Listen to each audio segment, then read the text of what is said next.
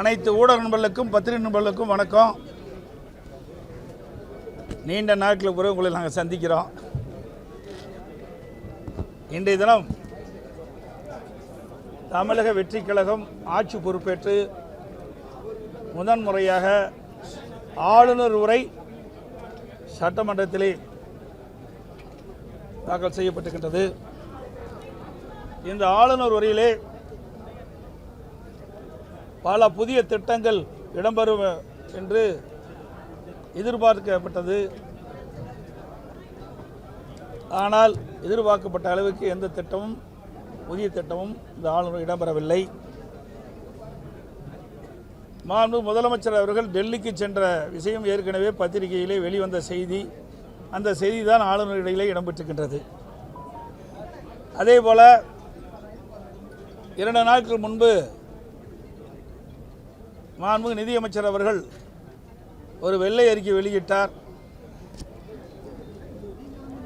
அந்த வெள்ளை அறிக்கையில் என்ன வெளியிட்டாரோ அந்த செய்தி தான் இந்த ஆளுநர் இடையில் இடம்பெற்றிருக்கின்றன. வழக்கம் போல இந்த ஆளுநர் உரையில் கனிம வளம் மற்றும் கலால்ல பெறப்படுகின்ற வருவாயை பற்றி அதை முறைப்படுத்தி அந்த செய்தியை வெளிப்படுத்தியிருக்கிறாங்க. அதோட நிதி ஆதாரத்தை பெருக்கி படிப்படியாக கொடுக்கப்பட்ட வாக்குறுதியை நிறைவேற்றும் என்ற செய்தியும் கொடுத்திருக்கிறாங்க.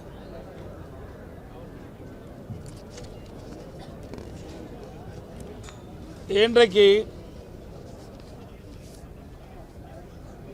தமிழக வெற்றி கழகம்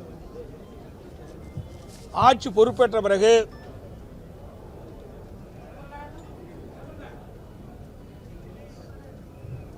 மக்களுக்கு கொடுக்கப்பட்ட வாக்குறுதிகள்,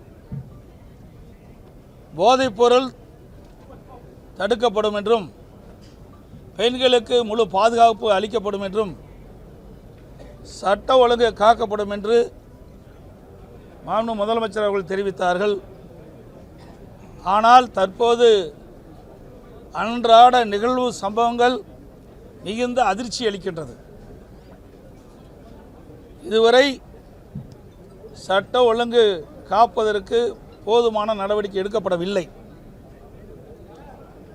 போதைப்பொருள் தடுப்பு பணிக்குழு அமைக்கப்பட்டவுடன் போதைப்பொருள் கடத்தல், போதைப்பொருள் விற்பனை உண்மை விட தற்போது அதிகமாக இருப்பதாக செய்திகள் வந்து கொண்டிருக்கின்றது. மிகுந்த வேதனையும் அதிர்ச்சியும் அளிக்கின்றது. இன்றைய தினம் இந்த ஆட்சி பொறுப்பேற்ற பிறகு பதியப்பட்ட குற்ற வழக்குகள், போக்சோ வழக்கு மட்டும் 150 வழக்குகள் பதியப்பட்டிருக்கிறாங்க. 38 நாட்கள் ஆட்சி பொறுப்பேற்று 38 நாட்கள் ஆகின்றது.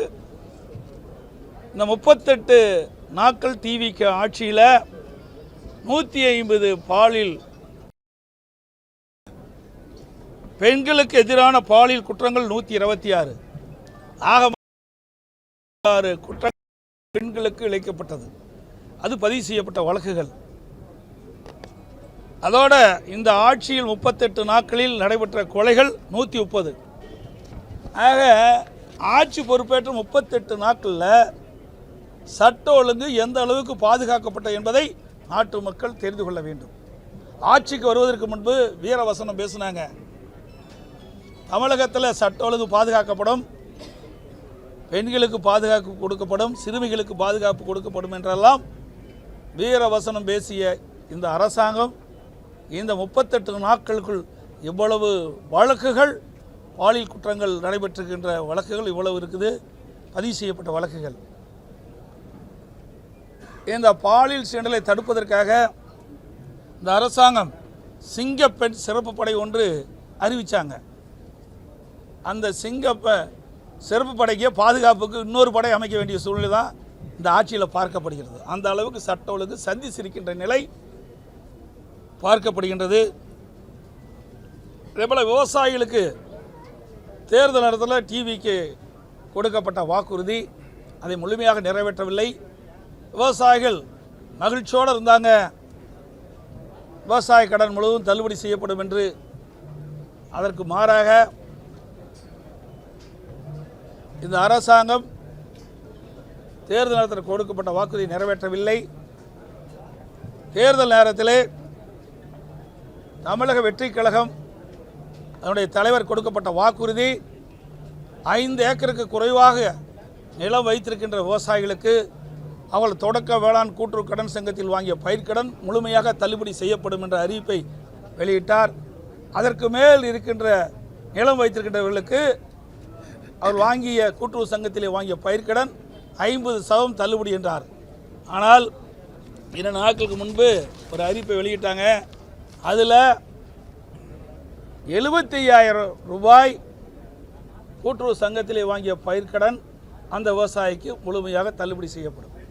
அதற்கு மேல் கடன் பெற்ற அனைத்து விவசாயிகளுக்கும் 35,000 ரூபாய் தள்ளுபடி செய்யப்படும் என்ற அறிவிப்பை வெளியிட்டு விவசாயிகளை ஏமாற்றிய அரசாங்கம் தமிழக வெற்றிக் கழக அரசாங்கம் என்பதை இந்த நேரத்தில் தெரிவிக்க விரும்புகின்றேன். பொதுவாக டெல்டா மாவட்டத்தில் குறுவை சாகுபடிக்கு அணையில் மேட்டூர் அணையில் 90 அடி தண்ணி இருந்தால் ஜூன் 12ஆம் தேதி திறக்கப்படும். ஆனால் இந்த வருஷம் மேட்டூர் அணையில் நீர்மட்டம் குறைவாக இருந்த காரணத்தினால குறுவை சாகுபடிக்கு தண்ணீர் திறக்கப்படவில்லை. இந்த அரசு உரிய முயற்சி எடுத்து கர்நாடக அரசோட பேச்சுவார்த்தை நடத்தி மாதம் நமக்கு கிடைக்க வேண்டிய பங்கு நீரை பெற்றிருந்தால் ஜூன் 12ஆம் தேதி குறுவை சாகுபடிக்கு மேட்டூர் அணையிலிருந்து நீர் திறக்கப்பட்டிருக்கலாம். ஆனால் அதற்கெல்லாம் எந்த முயற்சி எடுக்கவில்லை.